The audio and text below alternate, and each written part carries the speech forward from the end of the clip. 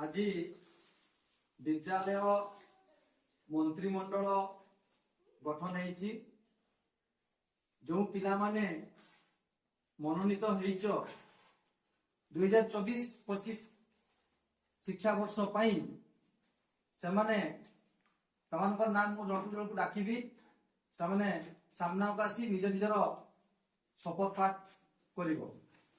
प्रथमे मुख्यमंत्री कुमारी श्रुतिरेखा धीर षष्ठ श्रेणी छात्री श्रुतिरेखा षष्ठ श्रेणी छात्री विद्यालय मंत्रिमंडल मुख्यमंत्री रूपे शपथ पाठ करुछि जे मु विद्यालय समस्त कार्य सुपरिचालना दायित्व नेबी। शुभम पाणिग्राही पंचम श्रेणी छात्र विद्यालय मंत्रिमंडल शिक्षा मंत्री रूपे शपथ नेउछि जेपरि विद्यालय समस्त छात्र छात्री मानकर शिक्षार उन्नति ପାଇଁ पदक्षेप नेबी।